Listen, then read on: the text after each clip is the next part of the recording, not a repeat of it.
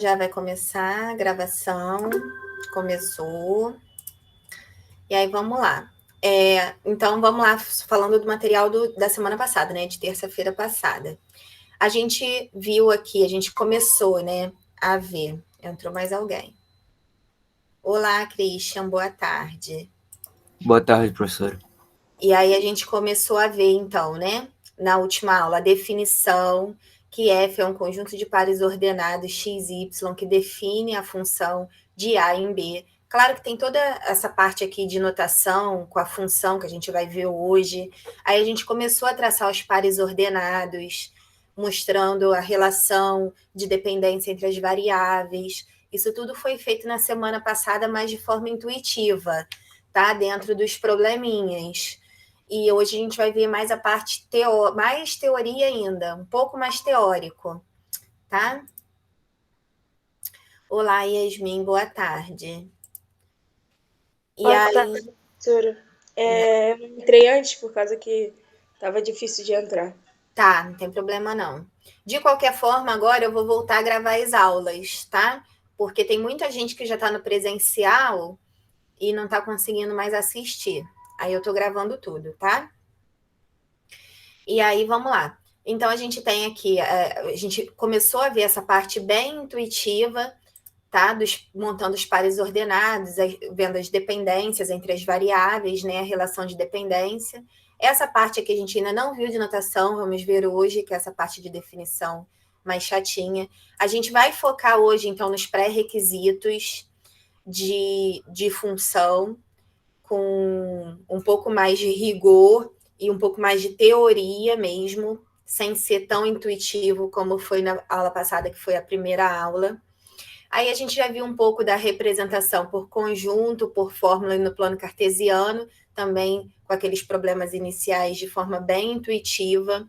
É claro que a gente vai ainda aprender a traçar um ponto no plano cartesiano, a gente vai aprender a montar gráfico, a gente vai aprender a fazer um monte de coisa ainda relacionado ao plano cartesiano, tá? Essa parte de fórmula eu vou deixar para focar na parte de montar a fórmula, né? Quando a gente entrar especificamente em função afim, função quadrática, e aí a gente vai focar nessa parte de fórmula, tá? E de conjunto é mais para você ter essa noção intuitiva, principalmente em relação aos pré-requisitos e tudo mais. Já também dei ideia do domínio e contradomínio da imagem. E aí aqui eu falei que esse esquema eu ainda vou ampliar, tá? Não tá 100% não. Então aqui existem umas restrições de domínio. A gente vai ter uma aula só de restrição de domínio, tá? Toda direitinha, que não vai ser na aula de hoje. E aí vem o contradomínio e a imagem, que são conceitos mais tranquilos, e aí eu expliquei dentro do problema também. Vamos entender o que é o zero de uma função.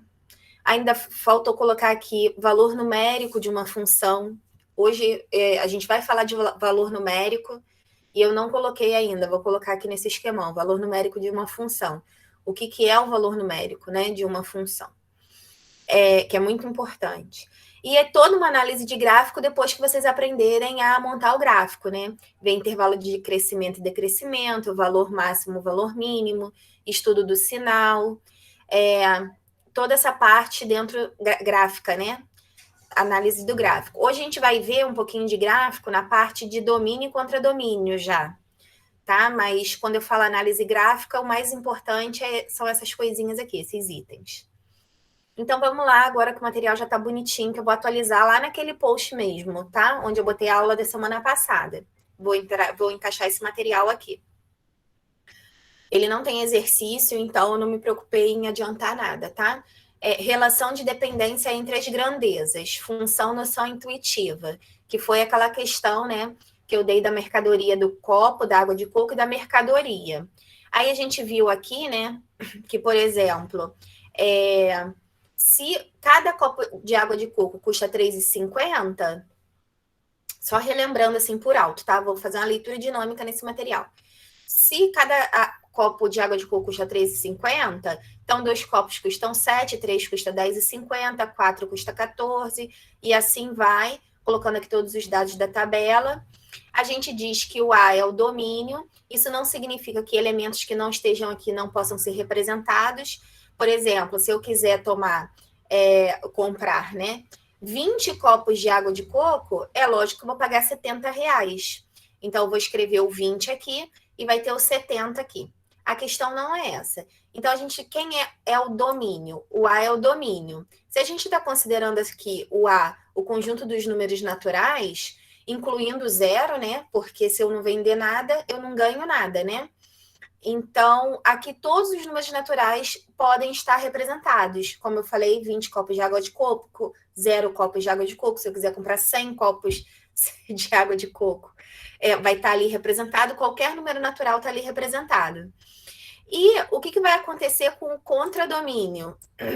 O contradomínio, quem são esses números aqui, né? São números decimais que a gente pode dizer que estão representados ali pelos números racionais positivos. Por que positivo? Porque não existe, você não vai ficar, a não ser que seja um pendura, né? Mas não vamos pensar nisso, vamos pensar que somos todos pagantes. Você não vai... Tem um preço sempre positivo, né? De determinado... da água de coco, né? Você não vai ter lá um preço negativo.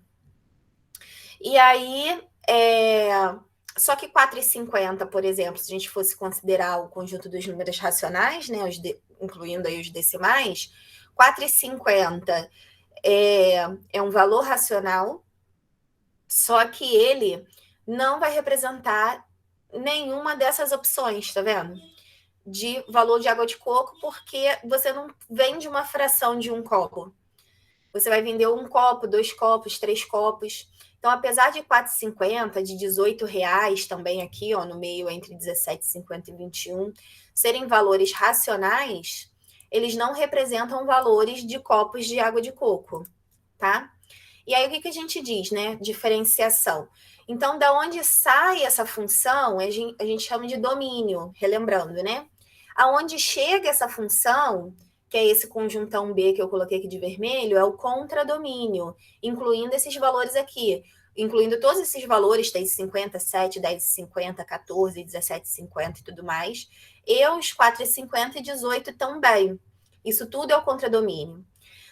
Todos os elementos que têm correspondentes em A, que no caso aqui são esses conjuntos, são esses elementos que estão dentro desse conjuntão preto aqui, que eu chamei de imagem, é o conjunto imagem, tá? Então, o conjunto imagem, ele sempre é um subconjunto de B, onde todos os seus elementos têm correspondente em A. Então, por mais que aqui dentro de B tenha alguns elementos sobrando, dentro da imagem todos terão correspondentes em A. E aí pode ser que o B coincida com a imagem ou não. Nesse caso aqui, não coincide com a imagem. E em outros casos, ele vai coincidir. E aí, essa é a representação por conjunto, né? Que a gente estava falando, da representação por conjunto de uma função.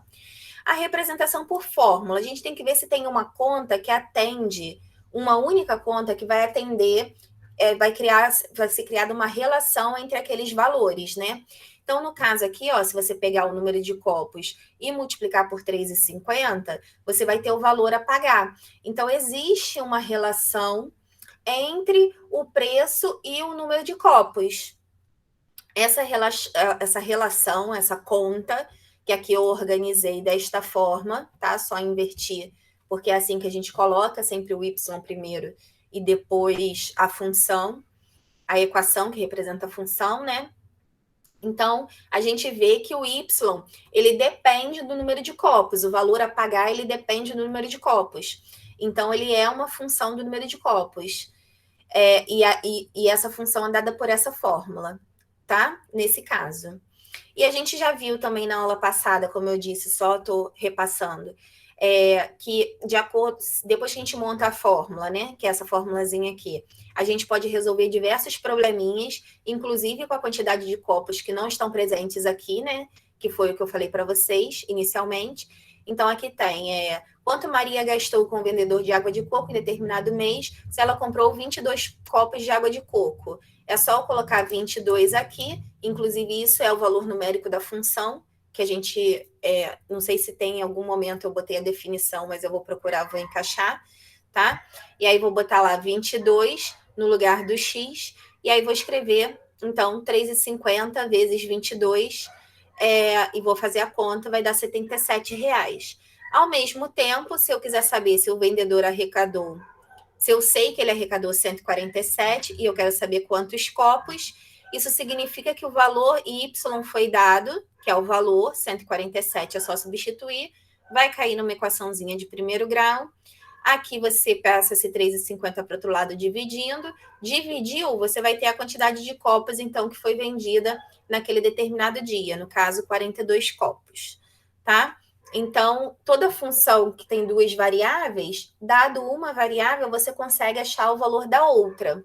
Faltou o que eu queria para hoje é colocar alguns exercíciozinhos desse tipo aqui, porque a gente fez até relativamente bastante exemplos. Na última aula eu trouxe até mais um no material, que aí eu vou falar um pouquinho com mais calma, tá? Mas a gente conseguiu trazer alguns exemplinhos assim, dessa parte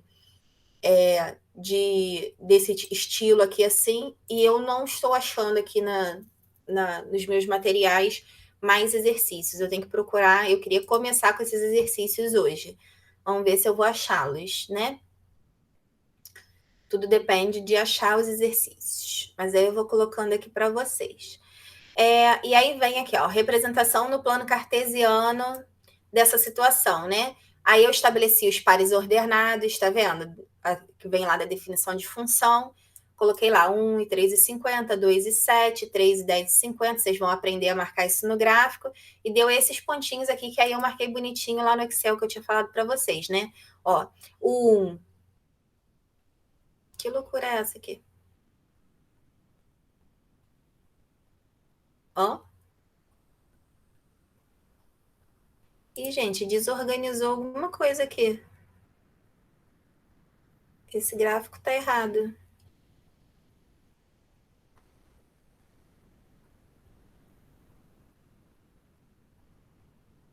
O 1 tinha que estar aqui no 3,50.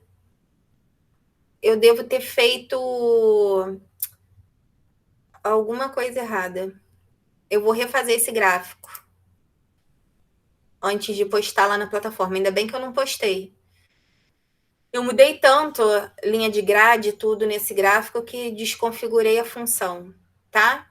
Mas seria assim, o 1 teria que a bolinha estaria, essa bolinha teria que estar aqui, em cima do 3,50. Inclusive, tinha que dar uma reta, né? Ah, será que eu... Nossa, que função aqui ficou certinha. Depois eu vou ver o que aconteceu. Não ficou muito certa também, não. Será que na hora que eu tô printando tá desconfigurando? A pessoa que só vai prestar atenção nas coisas... Aqui tá certo. 07, 24. Esse foi o único que saiu certo. 43, 62. Esse foi o único que saiu certo, ó. Os outros dois gráficos eu vou consertar, tá? Que eu fiquei alterando tanta coisa, linha de grade, linha disso, linha daquilo, que deu um erro aqui. Eu conserto, não tem problema não. Aí ficaria assim, né? 1 no 3,50 que a gente montou. Esse aqui daria, inclusive, uma reta, né? Porque ficaria um pontinho aqui. 1 no 3,50. Deixa eu ver se dá para editar aqui. Não, realçar texto. Não. Não dá para... O que é isso aqui? Não, adicionar assinatura. Não dá não. Mas seria assim, né? Deixa eu printar. Não. Senão eu vou ficar... Mas seria assim, né? Estaria aqui, o 1 aqui no 3,50. Vamos fechar isso aqui. Fecha. Sair daqui, filho. O 1 aqui no 3,50. O 2 no 7. O 3 no 10,50. O 4 no 14. Não sei nem porque que tá indo até o 21, ó. Se vai só até 10 copos de água de coco. Não sei o que eu fiz aqui. E aí traça uma reta, tá? Vai ficar uma retinha aqui. Eu vou consertar esse gráfico. Tava certo, ficou errado, não sei por quê. Mas tudo bem. Aí, vamos lá. Que é representado só pelos pontinhos, tá? Por quê? Porque não existe 1,3 copos de água de coco, tá bom? E aí a gente tem a representação dos números naturais, só pelos pontinhos, você não bota a linha entre eles. Aqui não, aqui que já foi a área do quadrado que a gente também já viu na última aula, esse exemplo, a gente tem a seguinte situação, né? Tem o 2 e o 4, que é o 4? O 4 é o 2 ao quadrado, que a área do quadrado sempre é lado ao quadrado. Quem é o 6,25? É o 2,5 ao quadrado. Quem é o 7? É o raiz de 7 ao quadrado. Quem é o 12,96? É o 3,6 ao quadrado. E assim vai, e essas medidas foram dadas nessa tabela. A gente tem aqui a relação da função na representação por conjunto. Aí a gente tem que o conjunto A, esse conjunto todinho, é o domínio, que é da onde saem os lados, e que a área depende do tamanho do lado. Se o lado for 2, a área vai ser 4. Se o lado for 2,5, a área vai ser 6,25. E aí, essa área está representada aqui nesse conjunto. E aí, por que esse conjunto corresponde à imagem? Porque qualquer valor que vocês criem, né, que o contraconjunto, o contradomínio sempre é o conjunto B, o conjunto domínio sempre é o conjunto A, por que a imagem coincide com B, relembrando aqui? Porque nesse caso aqui, se da mesma forma que eu invento um lado qualquer, como eu inventei na última aula, raiz de 2 sobre 2, e aí eu elevo raiz de 2 sobre 2 a 2, eu vou ficar com meio. Eu consigo achar um lado aqui. E se eu criar qualquer outro lado, ou qualquer área, não importa, tendo ela raiz exata ou não, já que o domínio e o contradomínio são números reais, positivos sem ser o zero, e aí eu já vou relembrar o porquê que a gente colocou esse domínio e contradomínio, eu tenho lá uma área igual a 1,21, tirei raiz de 1,21, deu 1,1, tá? Que é isso aqui. Ah, e se minha área for 2? Bem, o lado vai ser raiz de 2, é só tirar a raiz. Ah, mas raiz de 2, ué, raiz de 2 é um número real, tá? Então, qualquer lado que você imaginar, qualquer área que você imaginar, vai ter um lado correspondente. Quais são os que não vão ter? O zero, porque não existe quadrado de lado zero, isso é uma coisa específica do problema, desse problema aqui, não existe quadrado de lado zero, e também não existe medidas negativas em geometria. Então, todas as medidas são positivas, tá? Por isso que a gente botou aqui o asterisco e o mais. Representação por fórmula. Segue exatamente a fórmula, se a gente fosse chamar y, né? O x, o lado do quadrado, e o y, a área, a gente ia ver que a área é função do lado. E aí vem aqui a representação no plano cartesiano. A representação do plano cartesiano, eu tracei esses pontos aqui nos pares ordenados, primeiro a coordenada x e depois a coordenada y, escrevi isso aqui tudo como um ponto do plano cartesiano, e aí marquei, ó, 2, 4, só que tá errado aqui também, né? Não, aqui até que tá certo. 2, 4, pelo menos o 2, 4 tá certo. Menos 2,5 e 6,25, ó. 2,5 já não tá aparecendo, tá vendo? Eu não sei o que eu fiz com esses pontos da imagem, muito louco, né? A imagem tá errada. A linha tá certa e a imagem tá errada. 2,5 é igual a 6,25, deveria estar aqui na altura mais ou menos de 6,25, mais para cima, depois eu vou consertar isso. Raiz de 7 com 7, raiz de 7 está por aqui também, é 2 e pouco, vai no 7, não está aparecendo. Não sei que doideira que eu fiz. 3,6 vai em 12,96, então 3,6 teria que ir lá em cima em 12,96, tá vendo? Que não está.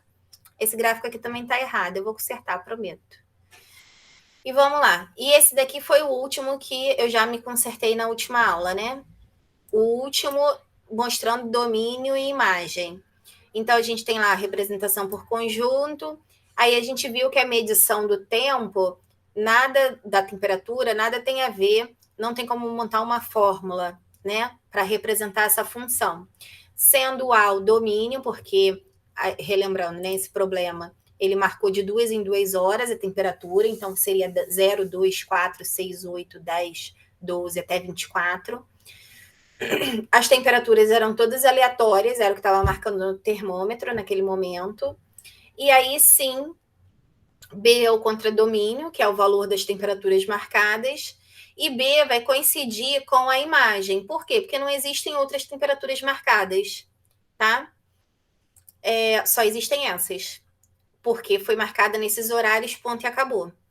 Então, quando são os mesmos elementos, né, todos têm correspondente em A, o B coincide, o contradomínio coincide com a imagem, tá? E aí a gente vê aqui, que eu coloquei, né, porque a medida de temperatura, já tinha falado isso com vocês, é um evento aleatório, não é determinístico, então não tem como a gente montar uma fórmula, tá? Escrevi aqui que não é possível representar por uma fórmula. E aí, para garantir que isso aqui é uma função, porque é uma função, o que a gente faz? A gente verifica os pré-requisitos, já que a gente não tem uma fórmula, né? E fica na dúvida. Os pré-requisitos são: cada elemento de A tem que ter um correspondente em B, e isso é verdadeiro, ó. De 0 sai uma setinha, de 2 sai uma setinha, de 4 sai uma setinha, de 6 sai uma setinha, de 8 sai uma setinha, de 10 sai uma setinha, 12 uma setinha, 14 uma setinha, 16, 18, 20, 22, 24, cada um com uma setinha. E esse elemento é único. Segunda característica. O que significa isso? Que de cada um dos elementos de A só vai sair uma única setinha. Não pode sair duas, tá? Esse seria o pré-requisito. E aí, muito bem, representação no plano cartesiano, ela existe, e dessa vez saiu correto, eu acho. Ó, saiu certinho esse aqui, não sei porque que os outros deram um tilt. Veja bem, ó, o 0 está no 7, ó, 0 no 7, o 2 está no 4, o 4 foi levado no 3, igualzinho para ordenado, ó. O 6 foi levado no 2, o 8 foi levado no 5, o 10 foi levado no 12, o 12 foi levado no 18, o 14 foi levado no 20, o 16 foi levado no 20, o 18 foi levado no 15, o 20 foi levado no 12, o 22 foi levado no 8 e o 24 foi levado no 7. Tá tudo direitinho. E aí, por que eu não ligo igual eu liguei o segundo gráfico? Porque não foi medida a temperatura nenhuma a 1 hora. Não foi medida a temperatura nenhuma às 3 horas. Então, não está em linha de gráfico contínua. O gráfico é representado pelo pontinho azul, tá? Especificamente, o que é o gráfico dessa função? Os pontinhos azuis. E ponto. É só os números pares, professor? Sim, nesse caso aqui, ó, ele falou que o Instituto de Meteorologia mediu a temperatura a cada 2 horas. Tá? Foi questão do problema inicial. Eu não estou lendo o problema inicial porque a gente já viu isso tudo na última aula. Aí o pessoal que já assistiu da aula passada já está ciente de qual foi o problema. Ah, tá, entendi. Entendeu? Eu estou só revisando mesmo. E aí a gente tinha meio que terminado nessa fase aqui, que eu já tinha explicado domínio, contradomínio, imagem, representação por conjunto, por fórmula e no plano cartesiano. E a gente estava começando a ver como criar uma fórmula em função de uma situação cotidiana, né? Então, essa daqui a gente já tinha feito, esse do meio aqui que a gente não fez. A gente fez o exemplo 1 e 2, o 3 eu vou fazer devagarinho. O 1 foi o seguinte, né? A gente tem essa tabela que fala o seguinte: o valor final de alguns pedidos de piso laminado solicitados a um fabricante de acordo com a área de piso colocado. Então, se foi colocado 40 metros quadrados, o valor a ser pago seria de 2.800. Se foi colocado 25 metros quadrados, o valor a ser pago seria 1.750. Se o valor fosse colocado 60 metros quadrados, o valor a ser pago seria de 4.200. E aí, para a gente ver se existe uma lei de formação, que nesse exemplo 3 aqui não existe. Se existir uma lei de formação, todas as situações, né, que a gente criar aqui, que foram criadas, elas têm que possuir uma única fórmula. Então, o que acontece? A gente tem que ver qual é a relação de 40, por exemplo, com 2.800. Como é que foi criado esse valor em cima dessa área? E aí, o que a gente verifica, né? Que 2.800 é 40 vezes 70. Por sua vez, o 1.750 é 25 vezes 70. Por sua vez, o 4.200 é 60 vezes 70.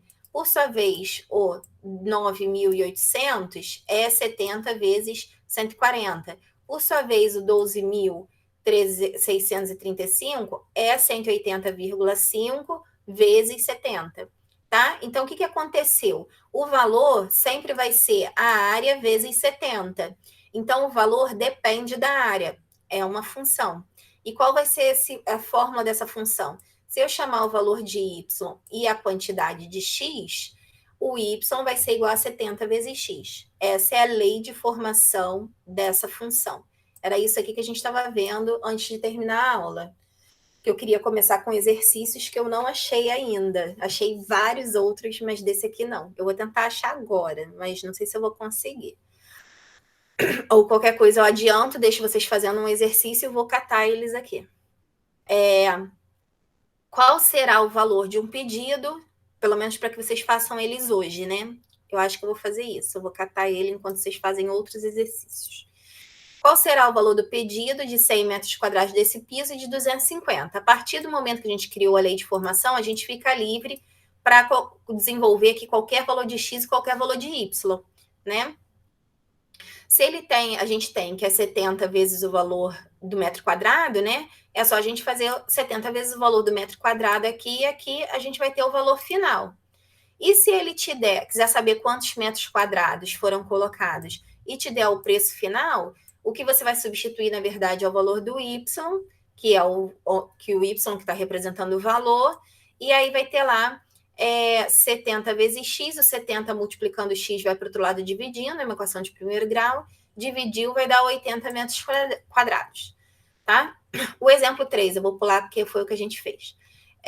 A tabela a seguir relaciona os valores das distâncias percorridas com seus respectivos tempos, e aí o que a gente tem, né? Que a distância é uma função do tempo. Por quê? Porque para eu chegar em 40 quilômetros, dependendo da velocidade, né? Eu peguei esse 0,5, que é o tempo em hora, ou seja, meia hora, e multipliquei por 80. Então, se eu andar numa velocidade média de 80 quilômetros por hora, e eu andei meia hora, eu consegui percorrer 40 quilômetros. Se eu andar uma hora e a minha velocidade média for 80, eu consegui percorrer 80 quilômetros. Se eu andei uma hora e meia e a minha velocidade média é constante, né? Lá da física vocês já devem ter visto isso, eu consegui percorrer, então, 120 km por hora. Se eu andei 2 horas, eu vou percorrer 160. Se eu andei 2 horas e meia, eu vou percorrer 200. Então, o que a gente tem? Que a distância, ela é uma função do tempo, tá? Do tempo e da velocidade. Mas a gente pode determinar que ela é uma função apenas do tempo. Por quê? Porque nesse caso aqui, a velocidade é fixa. Tá vendo? A velocidade não é variável. Quando a gente chama x e y de variáveis, é para dar a ideia que eles podem se mexer. Então, aqui, ó, o x pode ser 0,5, 1, 1,5, 2, 2,5, assumir diversos valores. O y também assume diversos valores. 40, 80, 1.200, 120, 160, 200. Então, ele assume diversos valores. Agora, a velocidade é constante. 80, 80, 80, 80, 80. Então, a velocidade, a gente não pode falar que é uma variável. A velocidade, nesse caso, é uma constante. Isso faz diferença. Tá? Aí ele pergunta qual o valor da velocidade média? 80 km por hora, porque é por ela que a gente está multiplicando lá, né? Todos os tempos. Qual é a lei que relaciona D de T a T? E aí a gente vai nessa parte de hoje, né? A gente vai entender por que D de T. D de T é a mesma coisa que Y, é uma forma diferente de você escrever y, tá? Você, que a gente chama assim, se o t, né, o tempo, a gente chamasse de x, provavelmente o d de t, a gente escreveria y de x, que é uma função de x, só para a gente determinar que o y é uma função de x. Y de x não, f de x, função de x. Aí ele chamou essa função aqui de d, eu vou explicar isso para vocês hoje na aula de teoria, que eu falei que vai ser bem teórico. E o x foi t, então ficou d de t, que é a mesma coisa que y, tá? É só uma notação diferente. E aí vai estar lá a velocidade média vezes o tempo, tá? Essa é a fórmula que a gente cria, a lei de formação que relaciona a distância ao tempo. E aí, se eu quiser saber se ele andou 300 km por hora, quantas horas ele viajou, eu substituo 360 no lugar da distância, que foi a distância percorrida, e aí esse 80 está multiplicando o tempo, ele vai para o outro lado dividindo, dividiu vai dar 4 horas e meia, ou seja, 4 horas e 30 minutos. Se eu quiser saber quanto que ele percorreu em 5 horas, eu substituo, nesse caso, é o tempo, e aí eu vou substituir o tempo por 5, 80 vezes 5 vai dar 400, e aí eu sei que ele percorreu 400 quilômetros. E esse exemplo aqui foi o que eu não fiz, que eu queria ter feito, mas não deu tempo. É um outro tipo de função também, para vocês não acharem que é só multiplicação, né? Porque desse aqui foi multiplicando, desse aqui foi multiplicando. Aí vai pensar assim, todas as funções são multiplicando. Não. É porque nessa fase aqui intuitiva, é mais fácil você trazer questões mais simples, né?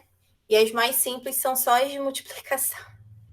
Tá? Mas não significa que uma função sempre vai ser um valor vezes o outro. E para isso ficar claro, eu quis trazer esse exemplo 2, tá? Então, vamos lá. Ó, esse aqui ninguém viu. Vou falar com calma agora. Para fretar um ônibus de excursão com 40 lugares, paga-se ao todo 1.800. Essa despesa deverá ser igualmente repartida entre os participantes.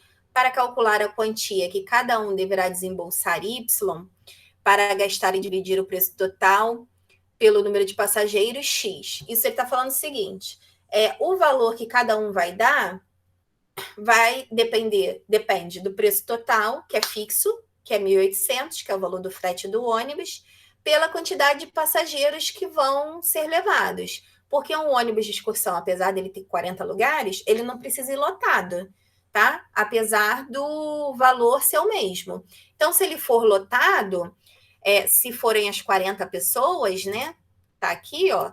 Quando é que cada um vai pagar? 1.800 dividido por 40 vai dar 45. Agora, o ônibus pode ir com 4 pessoas só. Não tem passageiro para ir. Eu quis alugar, sei lá, para viajar, vou levar só 4 pessoas. Beleza. Quanto que cada um vai pagar? 1.800 dividido por 4, que vai dar 450. Diga. Eu não entendi porque ali o 1.800 está dividindo por 8. Porque não é por 8. Porque é por 12. Eu estava estranhando isso. Vou consertar também. Às vezes erro, gente. Muito, inclusive. Vou consertar também aqueles gráficos, esse trocinho aqui. Então, seria dividido por 12, né? 1.800 dividido por 12 dá 150. Aí aqui, 1.800 dividido por 15 dá 120, que é o valor que cada um vai pagar. Então, o valor que cada um vai pagar é uma função da quantidade de pessoas que andam nesse ônibus, tá? Porque aí vocês vão dividir esse frete, né? Igualmente, e aí vai depender de quantas pessoas vão. Então, se eu quisesse montar uma fórmula ou lei de formação que relaciona y com x, a fórmula seria uma divisão e não uma multiplicação. Então, como eu disse para vocês, eu queria de uma forma intuitiva que vocês nos exercícios, né? Que eu ainda vou procurar porque eu não achei ainda. Achei de outras coisas. Criassem esse hábito de olhar o problema e ver a relação que existe entre eles e criar essa fórmula, mas não necessariamente essa fórmula vai ser uma multiplicação, tá? E aí vocês podem, por exemplo, o lado do quadrado, né? A função do quadrado seria lado ao quadrado. Não seria...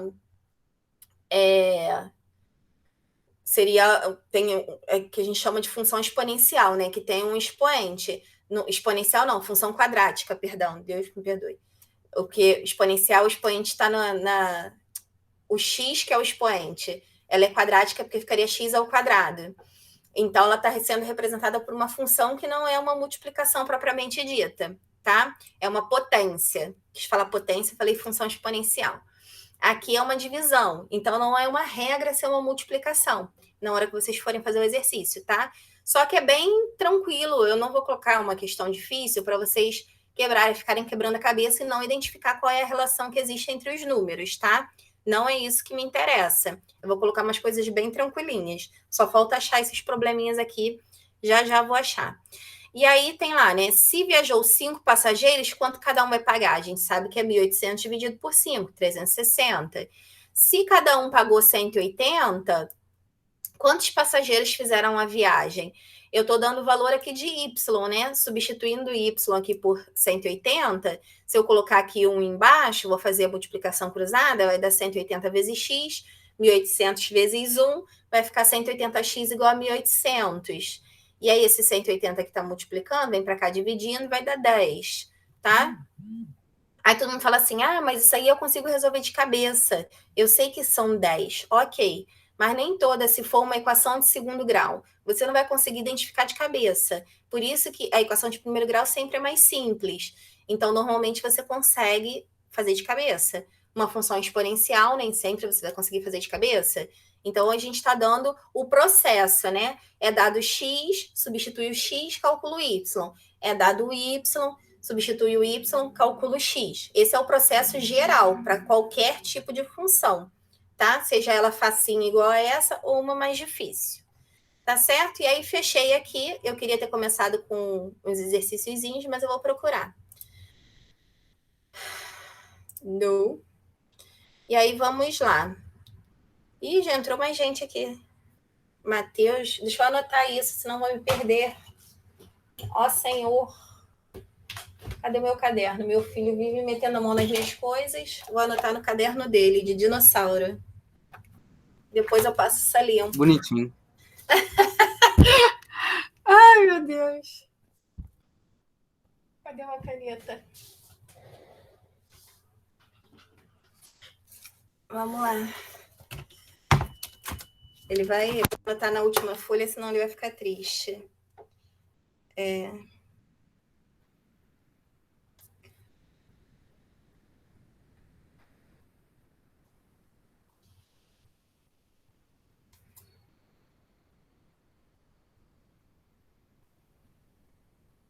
E nem fez barulhinho engraçado do Marcelo e do Matheus. Geralmente faz um barulhinho quando alguém entra.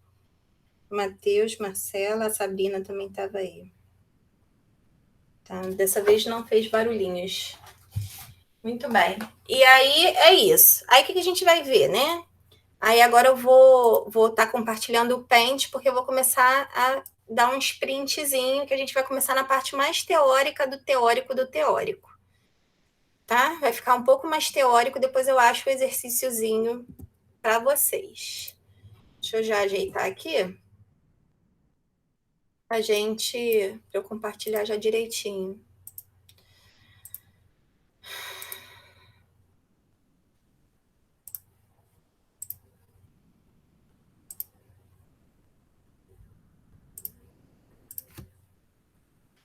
Que aí eu posso escrever, né? Como sempre eu gosto. Então, vamos lá. Aí a gente vai começar a ver aquela parte toda de função,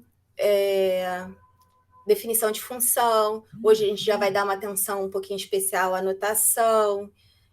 A gente vai começar a falar de imagem, domínio e contradomínio de uma forma diferenciada, já no conjunto, sem ser uma coisa assim muito aplicada à prática. Vai ser por isso que eu falei que a gente vai se afastar um pouco da prática, vai entrar mais profundamente na teoria. Tá? Não é difícil, é bem tranquila essa parte inicial de função, mas é um pouco chatinha. Então, vamos lá. No diagrama a seguir, observe os elementos do conjunto A, estão relacionados com os elementos do conjunto B. A relação é a seguinte: o elemento do conjunto A está relacionado com o seu quadrado no conjunto B. Então, aqui ele deu o conjunto A, eu poderia escrever, que inclusive eu vou fazer essa... Ih, gente, não liguei a digitalizadora, calma aí.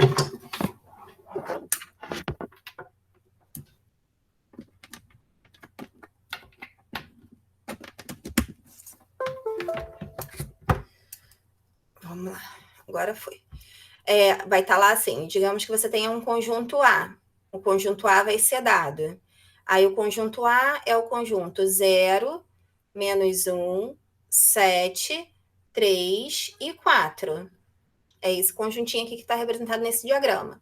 O conjunto B, ele pode dar por extenso, tá? Isso que eu estou querendo mostrar para vocês. Existem exercícios que é tudo por extenso. O conjunto B é o conjunto 5, 0, 1, 49. Não precisa organizar, não, tá? Conjunto é conjunto, não precisa estar em ordem crescente e decrescente, não. 16, eu que tenho mania de botar tudo em ordem crescente e decrescente, mas não necessariamente, tá? Não deixa de ser o conjunto. E aí tem lá o conjunto A e o conjunto B. E aí ele fala o seguinte, cada elemento de A vai estar representado com o seu quadrado no conjunto B. Então, 0. Se eu pegar lá o 0 do conjunto A e escrever o 0 ao quadrado é 0. Então, ele vai estar ligado, o 0 vai estar ligado no 0. O menos 1. Se eu pego o menos 1 do conjunto A e elevo ao quadrado, menos com menos dá mais. 1 ao quadrado é 1. Então, vou ligar o menos 1 no 1. E aí, se eu pego 7, o 7 ao quadrado é 49. Então, o 7 está ligado no 49. Se eu pego o elemento 3, 3 ao quadrado é 9. Então, o 3 está ligado no 9. Se eu pego o 4 está ao quadrado é 16. Então, eu ligo o 4 lá no 16. Ah, sobrou o 5, sobrou o 32. Não tem problema nenhum. Todos os elementos para ser função, e aí que tem aqui a definição, todos os elementos do conjunto A têm que estar relacionados com o elemento do conjunto B.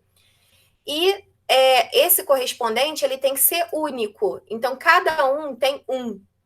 Ah, mas sobrou aqui no conjunto B. Não tem problema. O que isso significa? Que esse A, da onde sai todos os elementos, ele é chamado domínio. Esse B, aonde chega todos os elementos, ele é chamado de contradomínio. E esse conjunto aqui que eu posso criar de vermelhinho, que tem os correspondentes em A, deixa eu criar mais larguinho e vou pro lado. Esse elemento aqui, ó, que tem os correspondentes de A, ele é chamado de conjunto imagem.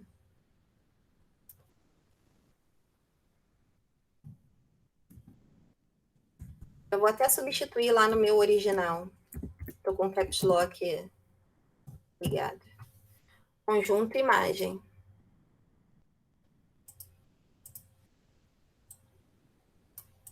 Tá?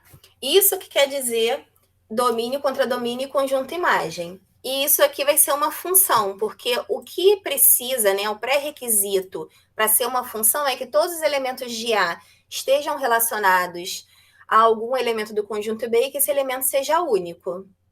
Até aí tudo tranquilo? Sim. Aí, gente, eu juro que eu vou deixar vocês printarem. Me empolguei aqui e recortei. Pronto, é só para eu não ter retrabalho. Printa aí, gente, que eu vou trocar aqui a tela.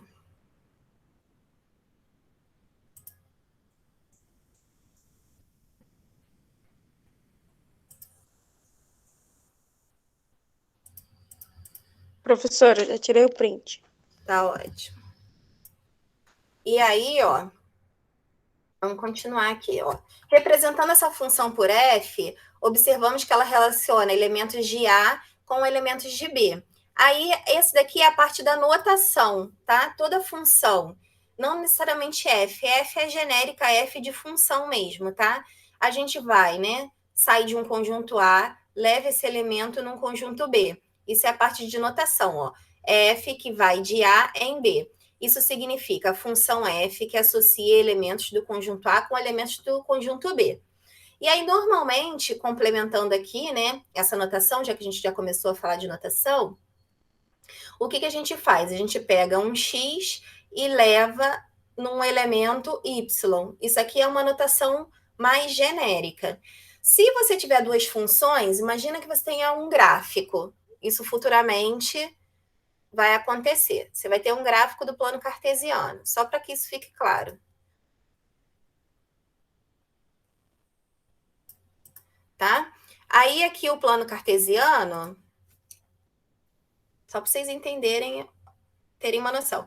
Essa daqui é a variável x, sempre, que é a abscissa, e essa daqui é a ordenada, a y, sempre. A gente vai estudar plano cartesiano, a gente vai ver que isso não muda. E aí, o que vai acontecer? Nesse gráfico, eu vou ter essas seguintes funções, supondo. Isso aqui, deixa eu até engrossar, isso aqui é uma reta, foi gráfico de uma determinada função, e essa daqui é um gráfico de uma outra determinada função. Aí eu tenho dois gráficos representados no mesmo plano cartesiano. E aí o que a gente faz, né? A gente faz o seguinte, essa reta aqui, por exemplo, a gente chama de função f. E essa outra reta aqui, que representa outro gráfico no mesmo plano cartesiano, a gente representa de função g. Mas não quer dizer que eles não tenham o elemento x e y. Eles têm elementos x e y. Só que o nome que a gente dá à função fica diferenciado porque a gente tem mais de uma função.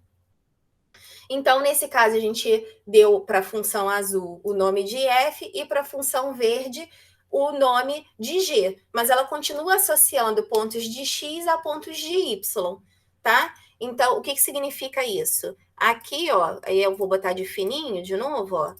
Se eu pegar aqui, ó, um x desse gráfico, vamos pegar o mesmo x. Se eu pegar aqui o mesmo x desse gráfico, ele tem aqui um correspondente em y para o gráfico azul e ele tem um correspondente em y para o gráfico verde. Tá? Então, aqui eu vou escrever assim, ó. Y de azul, Y do verde, tá? Todos eles têm uma associação de X e Y. Só que, como eles estão presentes no mesmo gráfico, no mesmo plano cartesiano, a gente dá nomes diferentes. E aí a gente pode dar F, G, que geralmente tem a segunda função, quando tem uma terceira função, normalmente é H, ou se for uma função específica, por exemplo, aquela da distância do tempo, eu posso muito bem chamar, não tem problema nenhum, chamar a função de D, eu quero chamar a função de D, de distância, e chamo aqui de T, que é o meu tempo, e falo que eu vou levar aqui em Y ou em D de T, que é a segunda forma como a gente representa, tá? Então, aqui como a função é f, o y, ele também pode ser representado como f de x, f desse x. Ou seja, isso aqui, se a gente fosse, ao invés de a gente representar y de azul e y de verde, a gente poderia escrever, e aí eu vou escrever bonitinho aqui para não ficar... porque minha letra está muito feia aqui, e aí não vai ficar claro, a gente pode escrever que esse y de verde é a g de x. Tá? Deixa eu afastar um pouquinho aqui.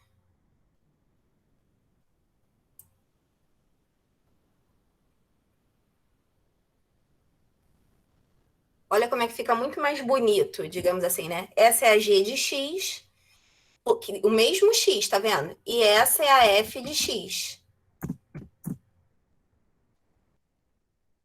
Por que é? Porque a f... Pronto. E esse daqui é a f de x. Então, fica muito mais claro, dependendo do problema. Se você tem uma função só, você usa o y. Mas, às vezes, fica muito mais claro você colocar que um é f de x e o outro é o g de x, tá? Para você identificar em relação a esse x. que foi o que a gente criou aqui. Então, pode usar essas duas notações. Isso tudo são formas de representar a mesma coisa. Ou você vai usar o Y, F de X, G de X, H de X, D de X, D de T, se você chamar o X de T. E aí você vai variando de acordo com o problema, tá? Mas isso é tudo forma de você representar a escrita, que a gente chama de notação. E tem que entender o que é, né? Fora isso, não tem... significa a função nesse ponto, tá? É isso que significa. F de X é a função nesse ponto, que é o valor de Y. Tá legal? E aí tem o seguinte, ó, no diagrama a seguir, relacionamos os elementos A, 1, 2, 3, com os elementos de B, menos 1, 1, 2 e 3, da seguinte maneira: cada membro de A está associado com o seu dobro em B. Eu vou pegar isso aqui, vou recortar, vou botar lá no meu material. Senão eu vou ficar tendo um monte de retrabalho, não tô afim. Mas eu vou voltar para cá, tá? Eu esqueço, eu recorto, é só copiar e colar. E aí eu vou me adiantando. E aí tem lá assim, né? No diagrama a seguir, relacionamos os elementos A com os elementos de B da seguinte maneira: cada elemento de A está associado com seu dobro. E aí, quanto é o dobro de 1? Se eu pegar aqui, ó, esse 1 está relacionado com seu dobro. O dobro de 1 é 2. O elemento 2 está relacionado com seu dobro. O dobro de 2 é 4. O elemento 3 está relacionado com seu dobro. O dobro de 3 é 6. Só que aqui eu não tenho nem o 4 nem o 6 nesse conjunto B. Eu só tenho 2. O que isso acontece? O que acontece aqui nesse caso, né? Eu só consegui relacionar o 1 com o 2. O 2 eu não consegui relacionar com ninguém e o 3 eu não consegui relacionar com ninguém. Quando isso acontecer, e aí vamos para a parte bem teórica, isso aqui não é função. Porque quais são os dois pré-requisitos para serem funções que a gente viu, né?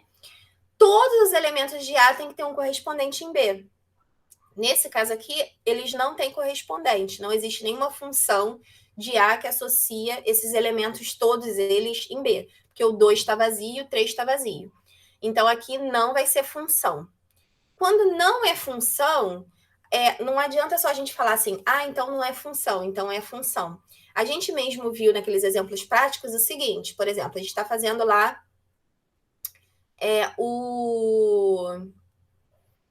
área do quadrado. Aí eu falei, não existe lado negativo, não existe lado zero. Se eu falasse que o domínio, que é o conjunto A, ele seria todos os números reais, existiriam alguns elementos ali que não teriam correspondentes em B.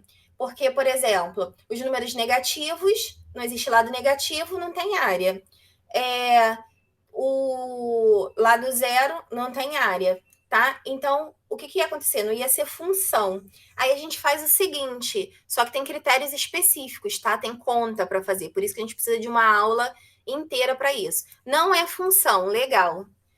Ele só vai ser função quando? Se o único elemento que tivesse ali em A que serviria para ele ser função seria o B, o elemento 1. Então, eu teria que restringir, fazer um conjuntinho menor ali, e aquele conjuntinho menor, a gente fala que a gente está fazendo restrição de domínio. É isso que a gente vai aprendendo, que eu já falei com vocês no início da aula, que a gente vai aprender numa aula própria. Então, se eu pegar esse conjunto A, em que eu tenho elementos que não têm correspondentes em B, e eu restringo esse domínio, eu faço uma restrição para aqueles elementos que têm elementos em B correspondentes, então ele passa a ser função. E a gente precisa fazer isso para fazer o estudo das funções de números reais, que é a função afim, a função quadrática, função modelar. A gente vai entender pelo menos os conceitos de algumas delas, tá? E aqui da mesma forma, aqui o conjunto B eu não preciso mudar, sendo que o elemento 2 aqui, ele seria chamado de conjunto imagem, tá? Então, isso aqui, quando eu faço esse circulinho aqui, ó, eu estou fazendo Deixa eu escrever aqui, depois eu vou copiar. Restrição de domínio. Aí eu já estou dando aqui restrição de domínio de uma forma mais intuitiva, para vocês entenderem. Mas da forma que está sendo dada, não é função, porque para ser função, cada um dos elementos de A tem que ter um correspondente B e esse correspondente ser único. O correspondente é único? É, mas nem todos os elementos de A têm correspondentes em B. Então, esse caso aqui não é função. Deixa eu dar um Ctrl C aqui e jogar esse negócio lá no meu material.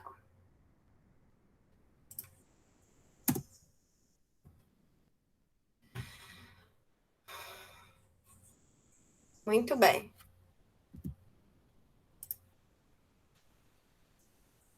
Tranquilo, gente? Então, esse é o primeiro caso em que ele não é função. Hoje a gente vai ver quando que é função e quando que não é função dentro da representação por conjunto e dentro da representação gráfica. Tá? Printa aí para mudar Tá de bom. texto, por favor.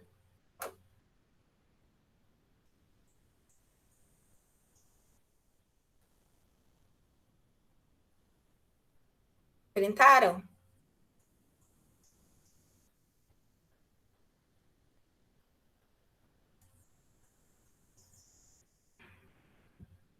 Lá vou eu. Ok.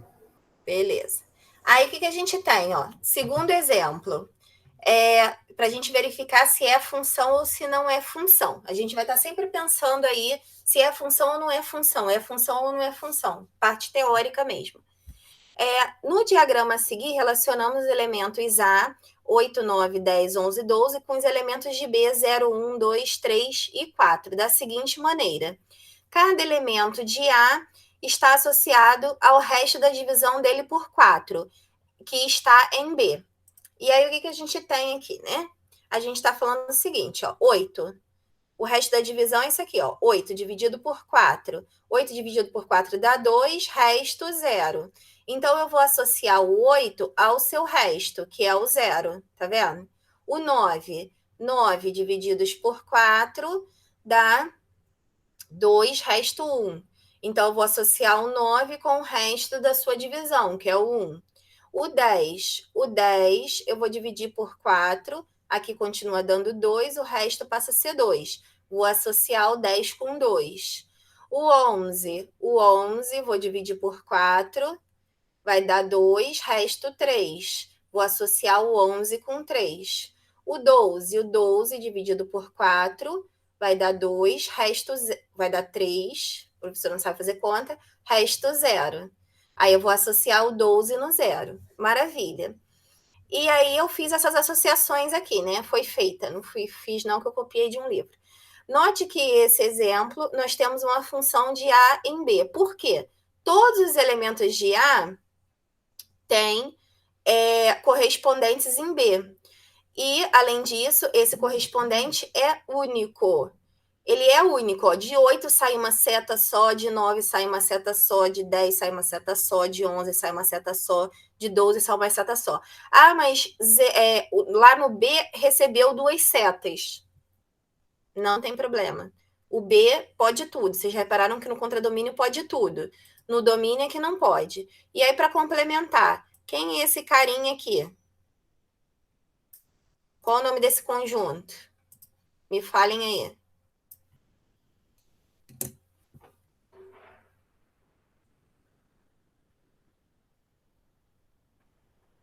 Ninguém sabe?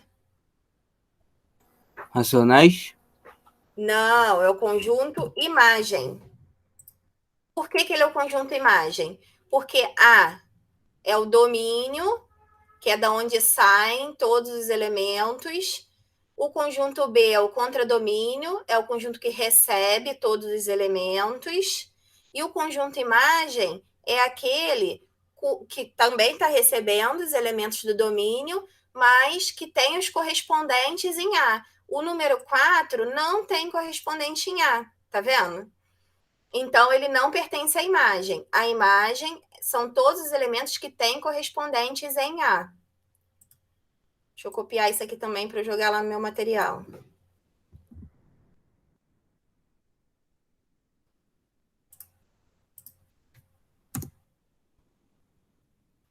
Então, esse caso aqui, eu já estou focando os dois conceitos, tá? Domínio contra domínio imagem e quando é função e quando não é função. Esse aqui, então, vai ser função, com certeza, sem sombra de dúvida. Dá um print aí que eu vou trocar. Calma aí, deixa eu baixar um pouquinho, só um instantinho. Não, baixei demais. Vai, agora vai. Dá um print aí.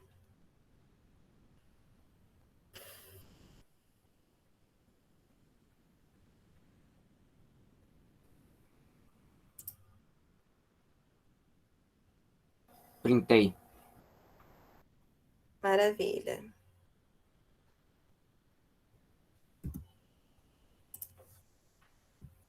Aí, ó, esse exemplo tá cortado, tá? É porque, como eu vou digitar, eu sabia. Tá assim, supondo que os elementos de A tinha um textinho assim bobinho que eu vou botar aqui dentro, tá? Então, tem aqui os elementos de A, 2, 5, os elementos de B, 4, 6, 8, 12, 15, da seguinte maneira: cada elemento de A está associado com múltiplos que pertencem ao conjunto B. Então, o que ele está falando aqui, ó? Dentro desse 2, quem é múltiplo de 2? Múltiplo de 2 é 4. Quem é 6? 6 é múltiplo de 2 ou múltiplo de 5? 6 é múltiplo de 2. Então, está associado aqui com 2. 8 é múltiplo de 2 ou de 5? De 2, está associado ao 2. 12 é múltiplo de 2 ou de 5? De 2, está associado ao 2. E aqui o 5 vai ser o 15 vai ser 15. múltiplo de 5, isso. 5. Então, está associado aqui ao 5. A função pode ter mais de uma fórmula, tá? Não tem problema nenhum. A gente poderia colocar isso aqui. Eu não vou chegar a me aprofundar nessa parte, que é bem complexa, tá? E aqui a gente tem pouco tempo, a gente corre, né? Mas a função pode ter duas sentenças. Corre contra o tempo. Exatamente. Então, aqui poderia ser múltiplo de 2, múltiplo de 5, que são coisas diferentes, né? Às vezes são comuns, mas nesse caso aqui são diferentes. 10, por exemplo, é múltiplo de 2 e de 5, mas eles não colocaram nesse exemplo. E aí eu posso ter duas sentenças diferentes, duas fórmulas diferentes, tá? Não tem problema nenhum. É função definida por mais de uma sentença. Não vai deixar de ser função. O que a gente vê aqui? Não é por causa disso que ela deixa de ser função. Aqui não é função por um outro motivo. Não é por ter mais de uma sentença. É por um outro motivo. O número 2, ele está associado a quantos elementos de B? 1, 2, 3, 4. E para ser função, esse elemento tem que ser único. Imagina você está fazendo uma conta. Eu quero determinar o lucro da empresa.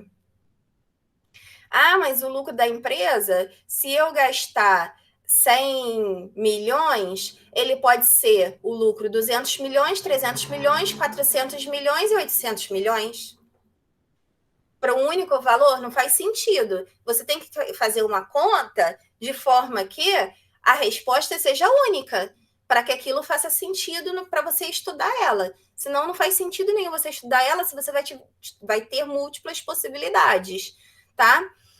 Lembrando que funções trabalham com eventos, né, na maior parte dos casos, eventos determinísticos, em que a gente sabe exatamente aonde a gente vai chegar.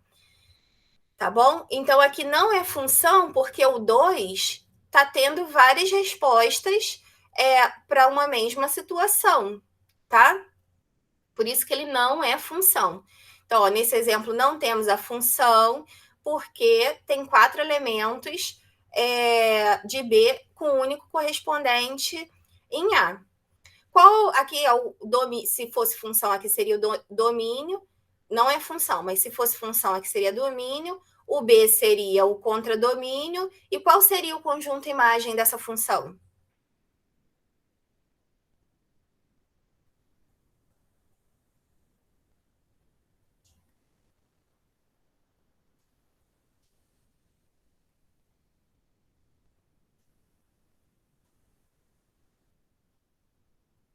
Grilinhos. Gri, gri.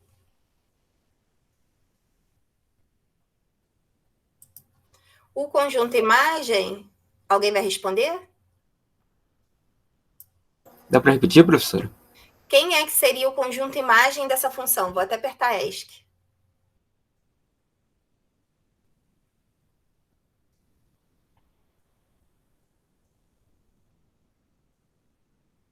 Conjunto B. Isso, ele vai ser igualzinho ao conjunto B.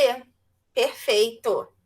Aleluia. Assim que vão, vocês estão entendendo, assim que eu sinto que vocês estão entendendo. Maravilha. Aqui, ó, não precisa printar não, tá? Porque isso aqui não faz diferença nenhuma. Ah, tá. E vai ter lá no material de vocês. Isso aqui é indiferente. Aí vamos para ver o gráfico. Um gráfico quando é função e quando não é função, tá? Para a gente poder já começar a falar de domínio e imagem, depois vai ser só exercíciozinho disso e daquilo outro. Daquilo outro é ótimo, né? Ai, deixa eu botar um do lado do outro, calma aí.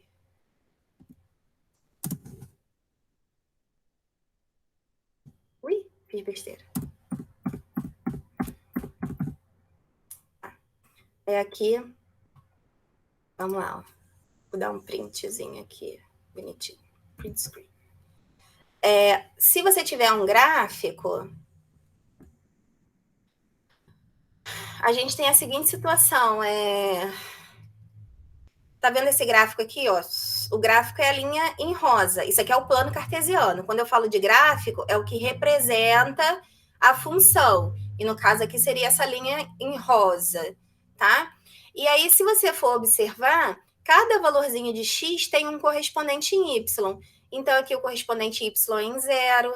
Aqui, se eu for pegar esse xzinho aqui, ele tem esse correspondentezinho em y aqui. Ó.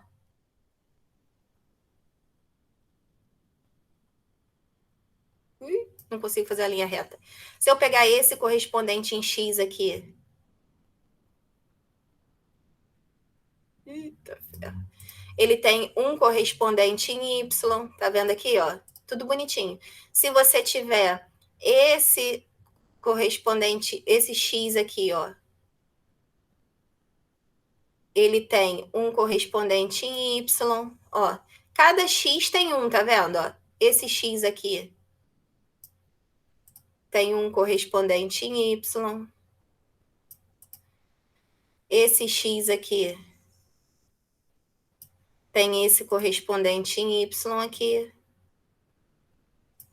Cada um tem um. Esse aqui, vou começar a afastar, tá? Esse aqui tem esse correspondente aqui em y. Esse aqui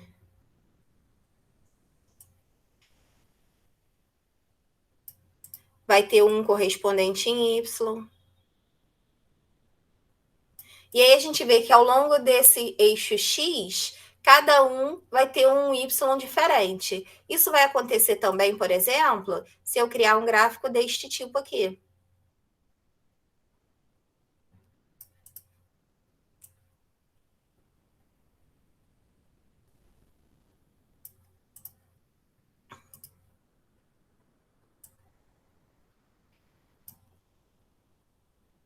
Não, tipo, pode ser até reta, que é a função modular. Vamos lá. Vamos pegar aqui uma função modular, que é o seguinte.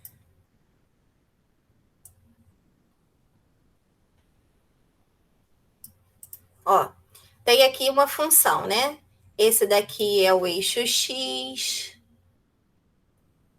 Esse aqui é o eixo y. Aqui tá o 0. E aí eu vou traçar aqui retinhas, tá? Para todos os valores de x que eu traço aqui, volta. Para todos os valores de x. Não consigo fazer uma reta, gente. Ou falta de coordenação. Meu Jesus, toma conta. Usa o Shift. Como assim? Aperta o Shift e faz a linha. Jura? Uhum. Rapaz! Eu aprendi no meu curso. Arrasou! Vou usar isso para todo sempre. E aí aqui, ó. Gente, que maravilha! Novo mundo novo. Calma aí que eu que fiz besteira. Vamos lá. E aí aqui, ó, todo valor que eu pego aqui de x, eu vou ter um correspondente em y. Observa, ó. Aqui tem um y em relação a essa linha de gráfico aí que está em V, que é a nossa função modular. Ó, gente, que paraíso. Aqui, ó, todos os pedacinhos. Não, aqui fui eu que fiz besteira. É porque às vezes ele continua selecionado, não sei por quê. Aí você tem que tirar, ó. Todos esses pontinhos, ó, tem um correspondente em Y e ele é único. Então, no gráfico, você determina se a função desta forma. Você vai ligando x lá na linha do gráfico.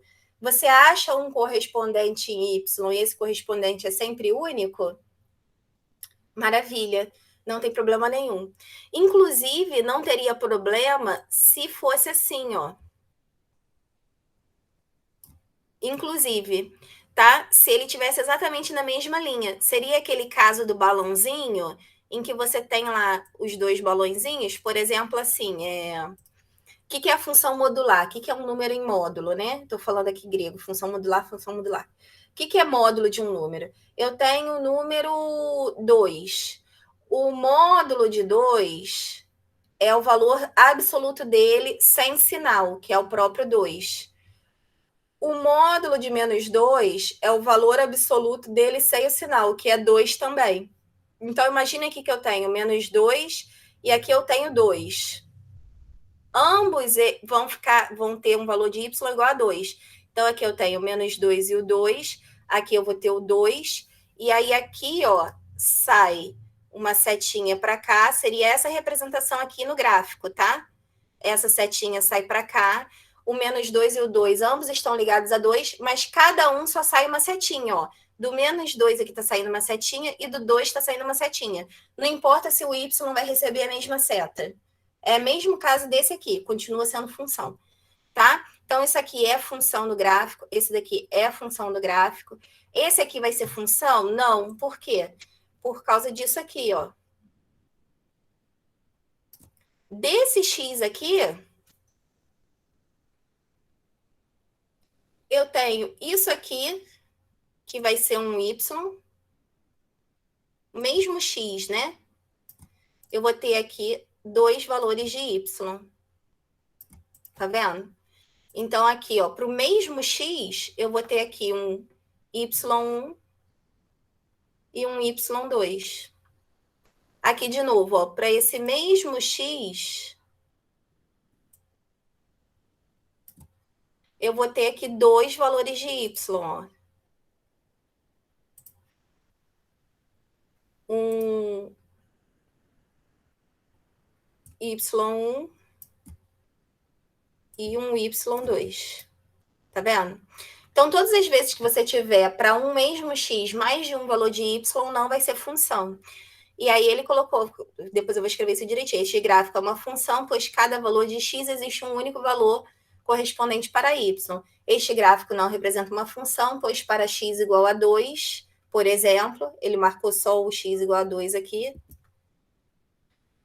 Eu fiz outros, né, mas poderia ser o 2 também. Eu tenho 2 correspondentes para y, tá? É assim que a gente vê. E aí volta, né? Quando é que é da definição de função? Dados dois conjuntos não vazios A e B, uma função f de A em B é uma forma de associar a cada elemento x um único elemento y de B. Existem várias definições de função, eu vou colocar umas 3 delas, tá? Tem aquela do par ordenado, tem várias, tem diversas.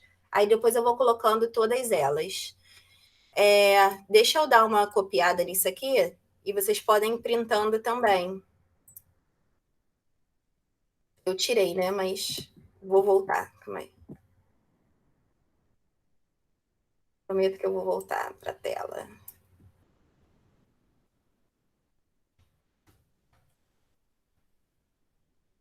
Eu estou colocando aqui os... Pronto. Tá? Dá um printzinho aí para a gente seguir. E aí a gente vai entrar em domínio contra domínio e imagem, depois já vai começar os exercíciozinhos. E aí eu vou procurar aqueles que eu falei para vocês de... A da notação eu já falei. Deixa eu ver se tem aqui algumas Já observações. tirei, professor. Beleza. Aí vamos para umas observações aqui mais... Observações.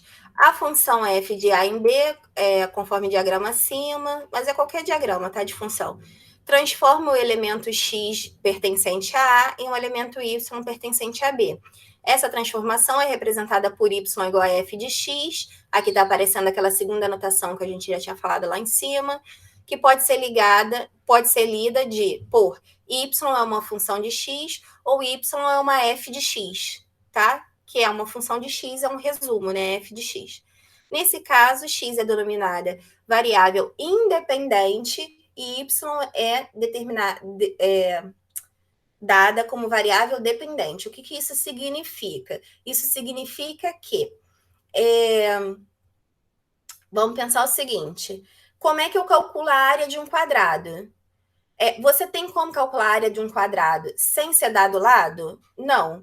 Então, o lado é a variável independente, que independe da área, mas a área depende do lado, tá? Então, a área é a variável dependente. Lá da venda da água do coco, você tem como calcular o valor da venda sem a quantidade de copos? Não.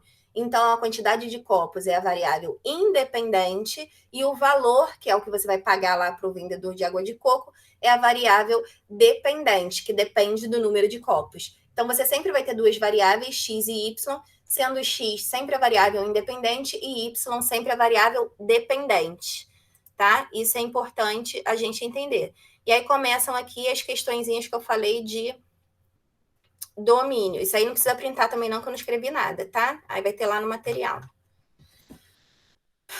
Uma função, o conjunto é chamado de domínio, já falei isso umas 1000 vezes. O conjunto B é o contradomínio. E onde você tem os correspondentes é chamado de imagem. Aí aqui está definido, vai estar definido no material de vocês também formalmente.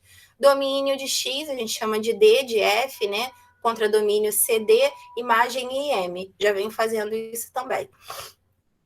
Aí aqui tem uns exemplinhos, tá? Vou printar um pouquinho mais para baixo, para a gente ir pegando todos eles, que é aí que começa a ficar mais ou menos interessante, mas a gente já fez anteriormente, vocês vão entender da mesma forma. Não sei porque que eu movimentei isso, mas tudo bem. Tá movimentando sozinho, ó. Tá com vontade própria. Aí aqui, ó. Represente por meio de um diagrama de flechas a função g de a em b, dada g de x. Ó, aqui foi dada g, tá vendo? Ah, mas tem que ser f. Não. G de x igual a x ao quadrado menos 3, sendo a igual a menos 2, 0, 1, 2, e b sendo menos 4, menos 3, menos 2, 0, 1, 2 e 4. Muito bem. O que a gente faz aqui? A gente faz o seguinte... aqui, ó, quando a gente faz isso aqui que eu vou ter que definir lá, pode deixar que eu vou definir com certeza. Isso aqui que a gente faz, essa continha que a gente faz aqui, essa substituição, digamos assim, é chamada de valor numérico, tá? Então, a substituição, depois eu vou pegar a definição formal, tá? A substituição do valor dx na função, só para vocês já terem agora, é chamada de valor numérico da função.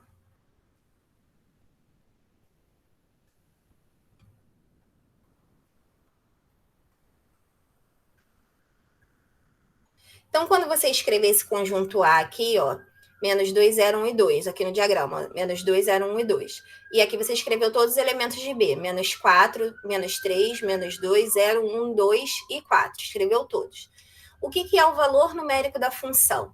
Se o meu x, meu primeiro x vale menos 2, o que eu vou fazer? Eu vou escrever menos 2 no lugar do x, da função. Se a função é g de x igual a x ao quadrado menos 3, a gente vai dizer o seguinte, que o g de menos 2, que significa o quê? Que eu estou substituindo o x por menos 2, eu vou colocar menos 2 no lugar do x e vou fazer a conta.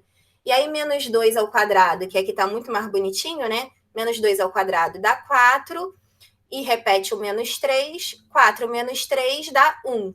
E aí eu achei a imagem, tá? Quando a gente faz o valor numérico da função, o que a gente acha? Achamos a imagem.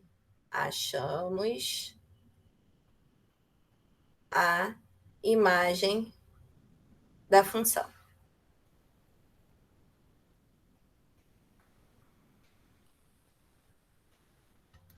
Tá? Então, aqui, o segundo x é quem? O zero. Então, eu vou colocar o zero no lugar de x nessa função. Vai ficar 0 ao quadrado menos 3. 0 ao quadrado é zero mesmo, que vai dar, então, menos 3. Aí, eu liguei o 0 lá no menos 3, aqui eu liguei o 2 lá no 1, sem problema nenhum. Substituir o terceiro x, né, que é o 1. Aqui, então, vai ficar 1 ao quadrado menos 3. 1 ao quadrado é 1, 1 menos 3 dá menos 2. Então, liguei o 1 lá no menos 2. O último x aqui do conjunto A é o 2. Então, coloquei lá 2 ao quadrado menos 3, 2 ao quadrado 4, menos 3 dá 1. E aí vai ficar lá o 2 levado também no 1. E aí, o que acontece? Aqui não dá para a gente escrever o conjunto imagem no balãozinho, né? A não ser que eu faça isso aqui. Vamos tirar esse zero daqui. Esse zero... Vamos botar o zero para cá. Vamos pintar isso aqui de azul claro. Ó. E aí a gente faz assim, ó, para não atrapalhar nosso ritual. E aí todos esses valores aqui que têm correspondentes em A, ele é o conjunto imagem. Tá? Então, o valor numérico da função, deixa eu já copiar isso aqui para mim. O valor numérico da função, ele serve para você achar a imagem do conjunto, se ele é dado por uma lei de formação. Então, a lei de formação já vai ser dada, o domínio já vai ser dado, o contradomínio já vai ser dado, e aí ele pode perguntar assim, determine o conjunto imagem de uma função. Como é que você determina o conjunto imagem da função? Fazendo o valor numérico dela, substituindo os valores de x para achar os valores de y. Tranquilo esse tópico? Sim. Maravilha. Sim. Vocês printaram ou não? Vou voltar lá para vocês printarem. Tá.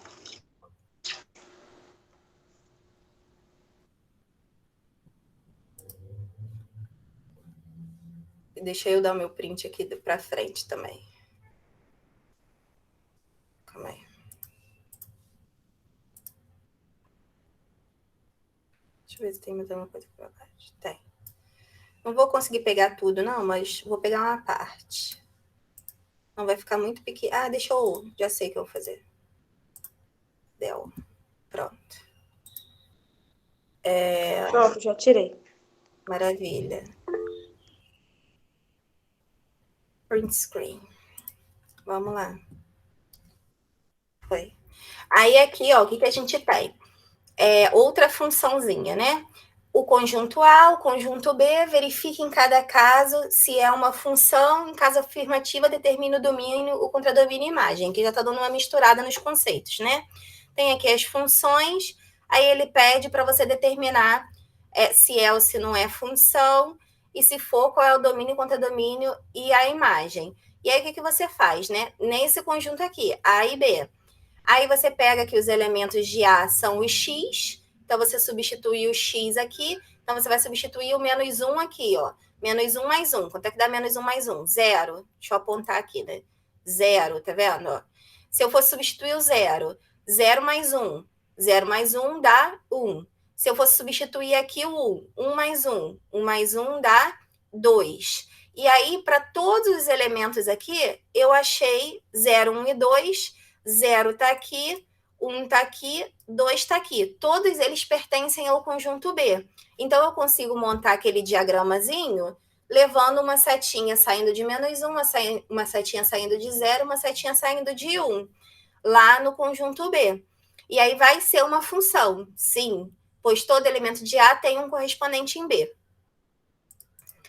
E quem vai ser o domínio? O domínio vai ser o próprio conjunto A, o contradomínio sempre vai ser o próprio conjunto B, e a imagem vão ser só aqueles elementos que têm correspondentes em B. Então, vai ser o 0, 1 e o 2, especificamente, é o conjunto imagem da função. Isso tem que ficar claro, tá? No segundo exemplo, que é o 2x menos 1, eu vou fazer as mesmas substituições. 2 vezes menos 1. 2 vezes menos 1 dá menos 2. Aí vai ficar menos 2 menos 1, que vai dar menos 3, tá? Aí aqui, 0. 0 aqui. 2 vezes 0 dá 0. 0 menos 1 dá menos 1. Tá aqui, ó, menos 1. Substituindo 0. Maravilha. 1. 1, se eu substituir aqui, 2 vezes 1 dá 2. 2 menos 1 dá 1. E aí eu tenho os elementos menos 3, menos 1 e 1. Tem menos 3 aqui? No conjunto B? Não. Não, tá vendo?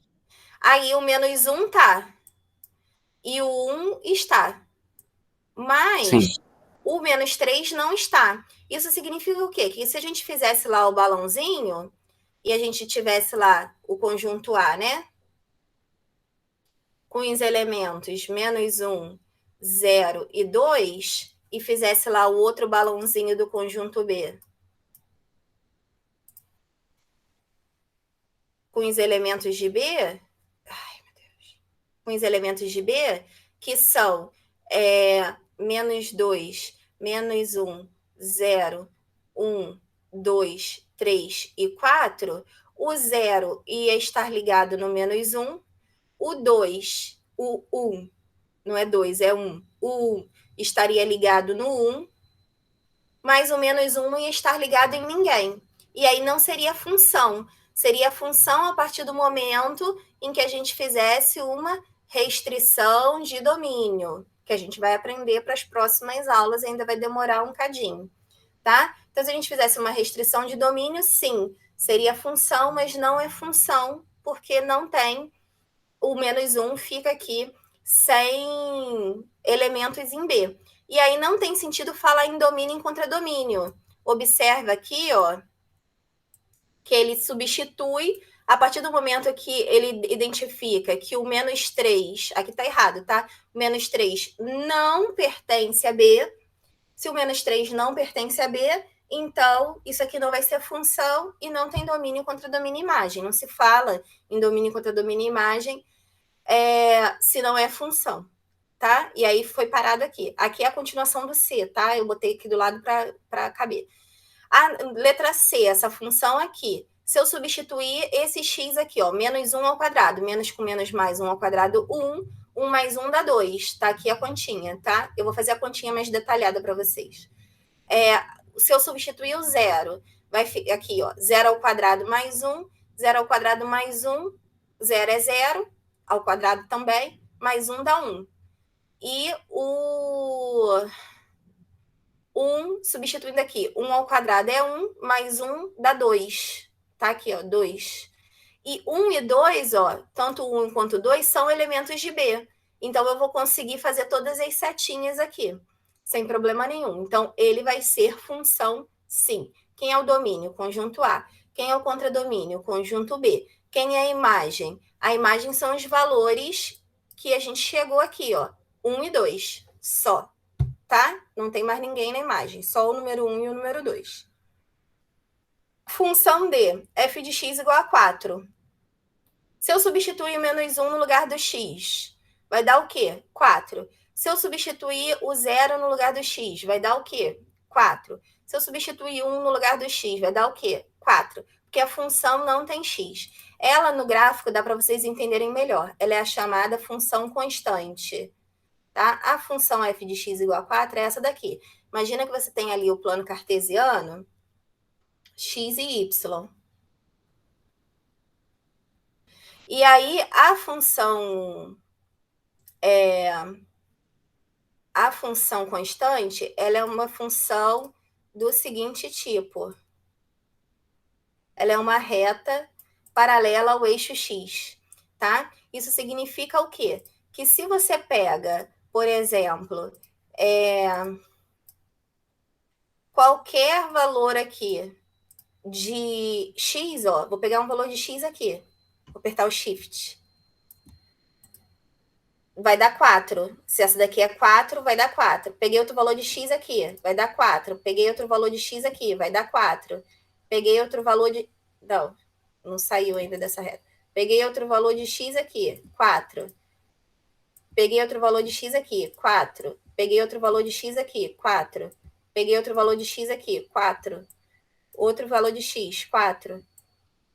Volta. Outro valor de x, 4. E assim vai, tá vendo? Qualquer valor de x, a função vai dar 4. É a função constante, tá?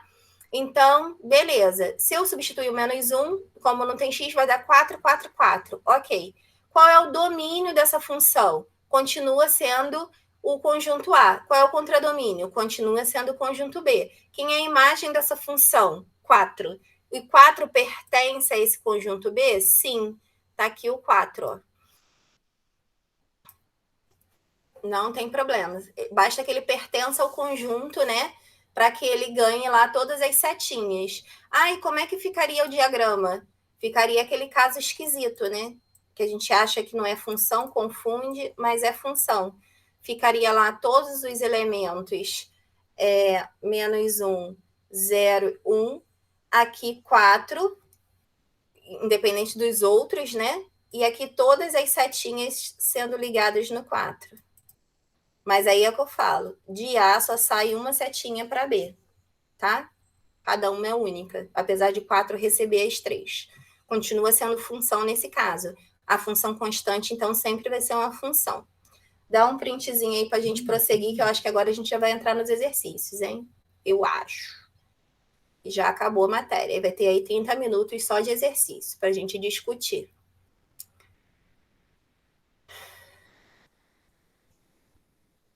Printaram?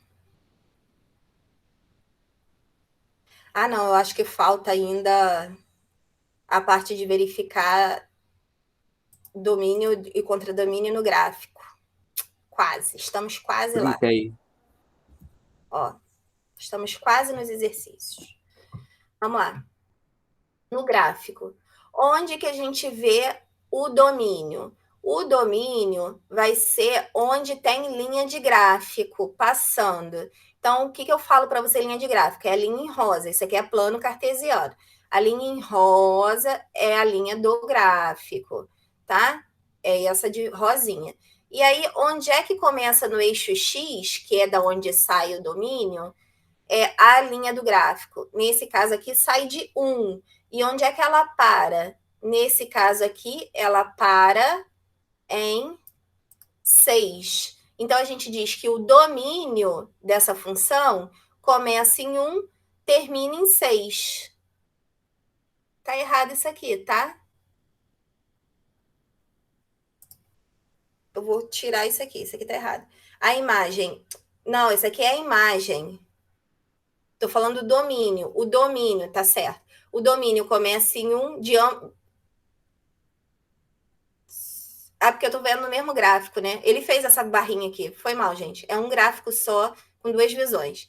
Eu não tinha reparado. Para mim eram 2 gráficos diferentes. O domínio a gente vê no eixo X. Então, ele tá certo. Começa aqui em 1, termina em 6. Aqui, ó, bolinha fechada significa que pertence ao intervalo. Bolinha aberta significa que não pertence ao intervalo. A gente já viu isso. Então, intervalo fechado em 1, intervalo aberto em 6. Como é que a gente poderia escrever isso aqui também desta forma? Intervalo fechado em 1, intervalo aberto em 6, com parênteses.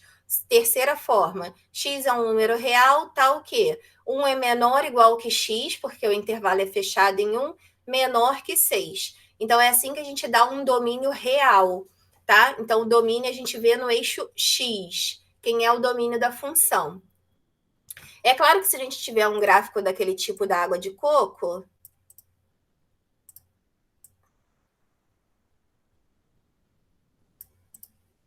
Vamos pensar na seguinte situação, né?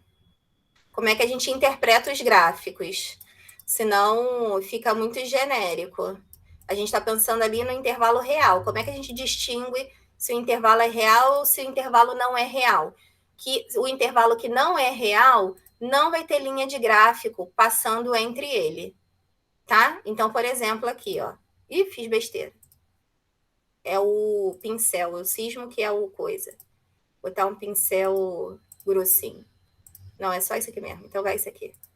Não, não é aqui que define, não. É aqui, ó. Grossão. Pronto, ó. Vamos botar um pontinho aqui, um pontinho aqui, um pontinho aqui, um pontinho aqui, um pontinho aqui. Pronto. E aí a gente faz o seguinte. Aqui, ó. Nesse pontinho aqui, esqueci do shift, tá vendo? Ainda tô recente nesse lance de shift. Agora foi. Vamos botar aqui o... Gente, que delícia apertar shift e levar o ponto. Meus problemas acabaram.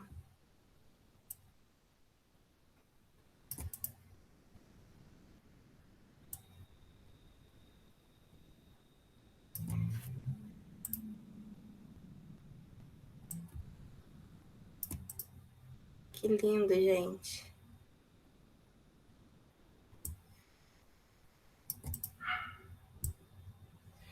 Muito bem.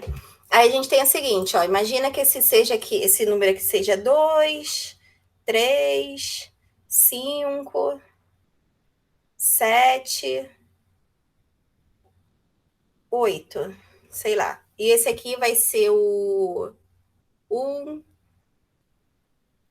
vou botar 1,5, 2, 2,3, sei lá, 4 e 5. Estou inventando aqui, tá? Quando a gente tem os pontinhos, como é que a gente escreve o domínio? Domínio da função. O domínio da função vai ser os valores do eixo x. E aí, como você só tem o pontinho, o domínio vai ser 2, 3, 5, 7, 8. E o contradomínio? O contradomínio da função... contradomínio da função vai ser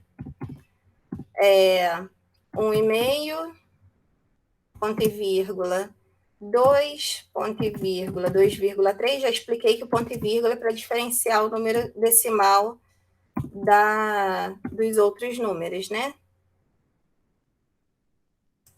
Esse aqui vai ser o domínio, esse aqui vai ser o contradomínio. Quem é que vai ser a imagem? A imagem vai ser igual ao contradomínio nesse caso. Tá? Que vai ser igual ao contradomínio. Então, é claro que se você não tem linha contínua entre os pontos, o domínio vão ser pontos isolados e o contradomínio também vai ser ponto isolado. Tá? Deixa eu até copiar isso aqui para botar no meu material. Depois eu só conserto os eixos x e y.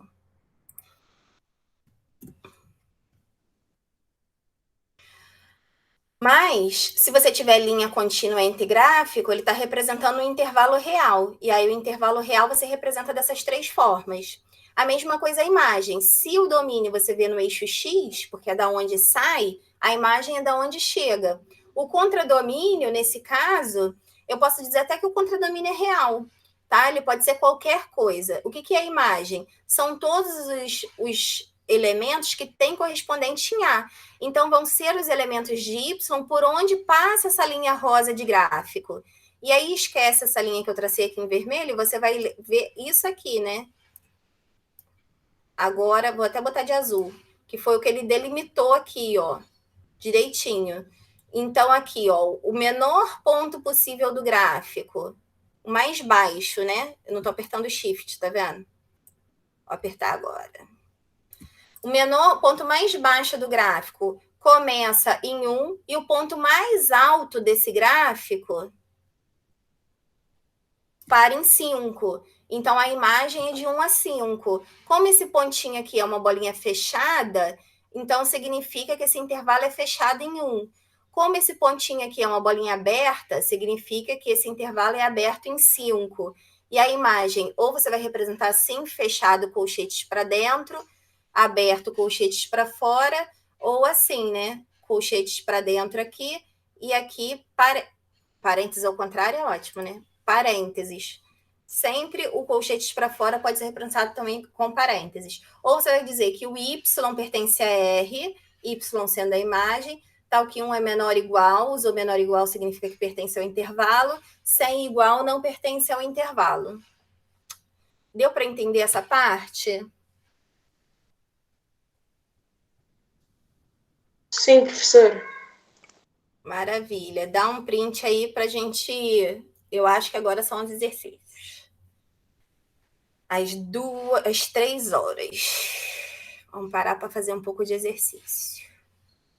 Chega de falar, vou até beber uma água. Vamos lá.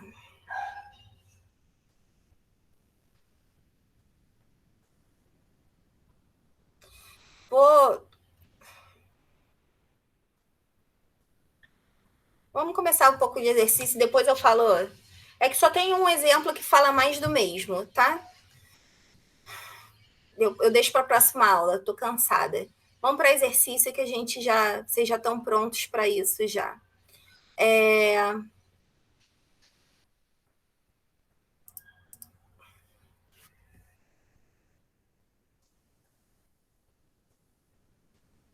Essa daqui eu vou fazer, eu vou deixar para a próxima aula. Vamos começar do conceitinho. Deixa eu pegar aqui os exemplos, vou botar um do ladinho do outro. Para caber dentro do print. Algumas coisas eu vou deixar para a próxima aula. Senão, se ficar sem fazer exercício também é ruim. Vamos lá, print. Bem daquela parte teórica, ó. Deixa eu ajeitar aqui para ficar tudo encaixado. Pronto. Bem daquela parte teórica, tá? Abaixo estão representados os diagramas que relacionam os elementos do conjunto A com os elementos do conjunto B e indique em seu caderno quais desses diagramas representam funções de A em B. Aí vocês vão analisar aqueles dois critérios. Se todos os elementos de A têm correspondentes em B, se esse correspondente é único. Aí vai dizer sim ou não, depois a gente vai discutir se sim ou não, tá? Vocês têm que ter o critério de dizer por que é e por que não é. Vocês que vão me explicar, tá? Eu vou dar aí uns 5 minutinhos para vocês fazerem esse e vou tomar uma água. Vai fazendo aí. Deixa eu parar a gravação aqui, senão o pessoal vai me xingar depois. Que eu tô gravando, saí e deixei gravando. Não é parar a apresentação que eu quero, não. É interromper gravação. Interromper gravação.